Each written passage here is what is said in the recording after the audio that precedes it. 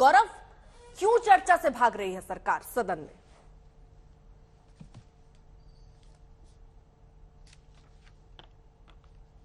देखिए अर्पिता जी, सबसे पहले तो ये बात समझनी होगी कि अभी भारत की वीर सेना जो खदेड़ रही है चीनियों को, ये दिखाता है कि कैसे हमारा राजनीतिक नेतृत्व कितना मजबूत है और खुली छूट हमारी सेना को दे रखी है।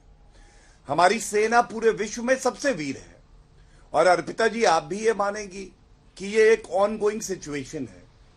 ऑनगोइंग सिचुएशन में आज आधुनिक युग में जब पार्लियामेंट की प्रोसीडिंग भी लाइव स्ट्रीम होती है, कोई भी देख सकता है, जब देश के रक्षा मंत्री का वक्तव्य संसद के पटल पर आ चुका है, तो मैं ये पूछना चाहता हूं कि ये जो विपक्षी पार्टियां हैं जिनका चीन से एमओयू है, समझौता है, कांग्रेस पार्टी ने तो रिश्वत ली है 1,35,00,000, इनको क्यों इतनी जल्दबाजी है कि हम चर्चा करें, उसमें कोई बात निकल के आए और वो भारत के खिलाफ ही इस्तेमाल की जाए चीन द्वारा। और उसके अलावा मेरे हाथ में देखिए राज्यसभा के रूल्स हैं, ऐसे ही लोकसभा के भी हैं। आप इसमें देखिए, क्या ये स्पष्ट नहीं है कि राष्ट्रीय सुरक्षा के मामलों में ये जो चेयरपर्सन होता है उसका विशेष अधिकार है, वो तय करता है कि चर्चा हो सकती है कि नहीं है। तो हमें ये जानना होगा कि आज जब भारतीय वीर सेना पीछे धकेल रही है चीनियों को, तो राहुल गांधी कह रहे हैं कि भारत की सेना पिट गई। मैं समझता हूं कांग्रेस पार्टी को जो 1,35,00,000 रिश्वत ली, उस पर जवाब देना चाहिए। जो एमओयू समझौता किया पार्टी टू पार्टी, जो आज तक सार्वजनिक नहीं हुआ, क्या उसमें यह लिखा है कि सोनिया गांधी चुप्पी नहीं तोड़ेंगी और चीन की निंदा नहीं करेंगी? क्या उस समझौते में यह लिखा है कि संसद के पटल पर वो हमेशा देश के विरोध में वक्तव्य देंगी और राहुल गांधी हमारी सेना का ये सारी बातें जो आपने सवाल उठाई थी, संजय जी इसका जवाब दे देंगे। लेकिन एक बात मैं समझना चाह रही हूं कि अगर सदन नहीं चल पा रही है तो वो जिम्मेदारी किसकी बनती है? क्या ये जिम्मेदारी सरकार की भी नहीं है कि किस तरीके से विपक्ष अगर कुछ चाह रहा है तो उनको संतुष्ट किया जाए, उनको विश्वास में लिया जाए? क्या ये जिम्मेदारी सरकार की नहीं है, या रोज हंगामे की भेंट चढ़ जाएगा सदन? नहीं अर्पिता जी, आपका जो सवाल है बिल्कुल लाजमी है और सत्ता पक्ष की बड़ी जिम्मेदारी होती है। और श्री नरेंद्र मोदी जी जब प्रधानमंत्री बने हैं उसके बाद आप संसद की प्रोडक्टिविटी देख लीजिए, कई बार तो 100% से ज्यादा रही है। और इसके बनस्पत अगर आप देखें, जब कांग्रेस पार्टी की सरकार थी तो ऐसे ऐसे समय भी थे, क्योंकि 2G घोटाला, कोलगेट घोटाला, CWG घोटाला, जीजाजी घोटाला होता था, तो कई बार संसद चलता नहीं था, तो जिम्मेदारी तब उनकी थी। प्रोडक्टिविटी 0% भी रही है।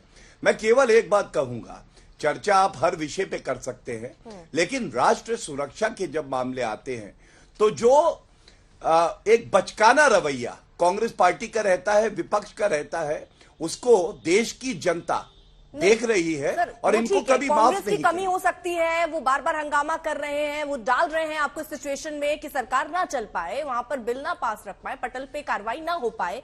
लेकिन सरकार की क्या जिम्मेदारी? आपने प्रोडक्टिविटी की बात की, आपने एग्जाम्पल दिया कि 100 से ऊपर।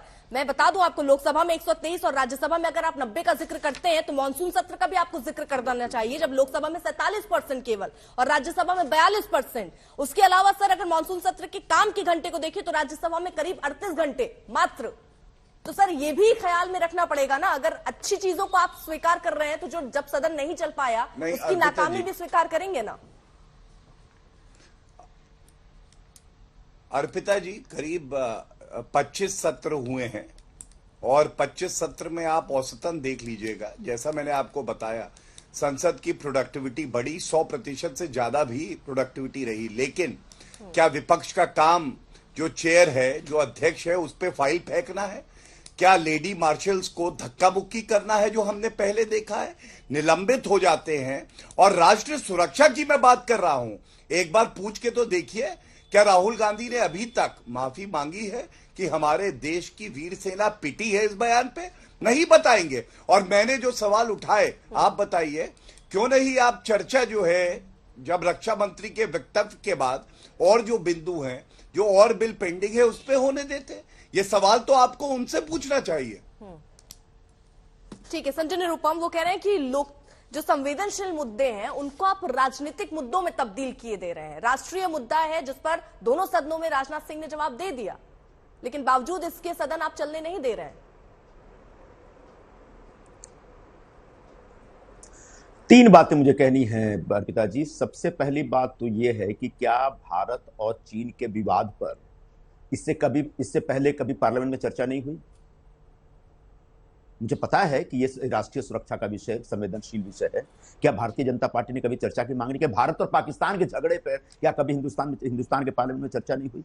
तो इस तरह के विवादों पे चर्चा होती है और इसको हम जानते हैं कि हमारे सेना के पराक्रम का विषय है और हमारे बॉर्डर डिस्प्यूट का विषय है। ये संवेदनशील विषय है, राष्ट्रीय सुरक्षा से जुड़ा विषय। फिर भी इन विषयों पे चर्चा, तो वाजपेयी जी ने तो तमाम उम्र इन विषयों पे, जब कांग्रेस की सरकार हुआ करती थी तो चर्चा मांगी और चर्चा हुई है।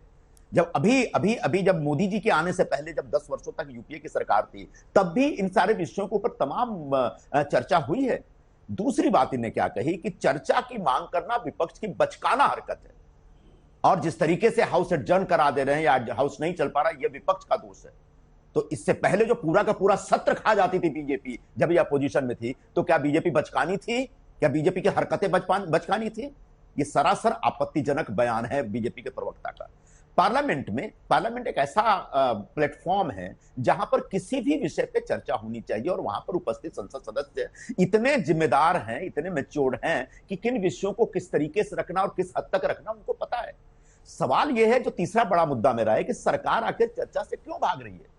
क्या सरकार को यह डर है कि पीएम केयर फंड में चाइना से जो पैसे आए उसके ऊपर चर्चा हो जाएगी? क्या सरकार को यह डर है कि हमारे विदेश मंत्री के सुपुत्र जिस ओआरएफ नाम की संस्था से जुड़े हैं, उस संस्था में चाइनीज पीएलए का और चाइनीज कंपनियों का फंड आया हुआ है, उस पर चर्चा शुरू हो जाएगी?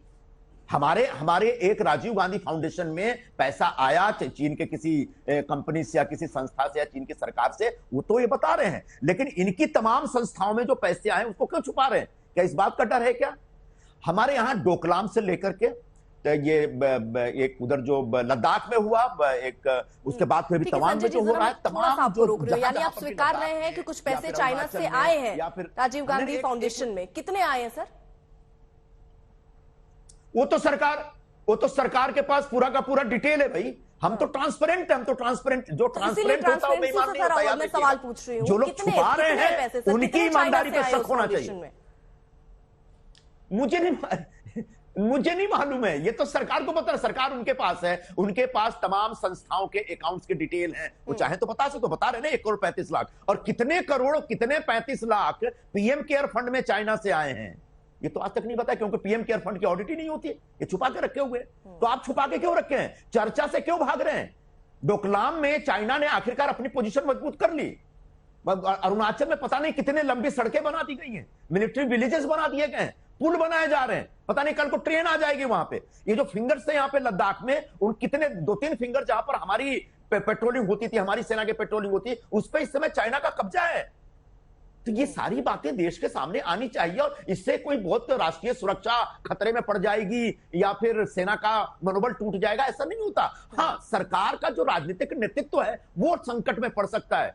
सरकार जो दावा कर रही है कि हम बहुत बड़ी ताकतवर हैं और हमारी ताकत के आगे सब लोग सरेंडर हो गए, शायद ये जो झूठा वादा है, झूठा दावा है, वो दावा खोखला साबित हो जाएगा। शायद इसलिए बातचीत के ऊपर या चर्चा से ये कतरा रही है सरकार।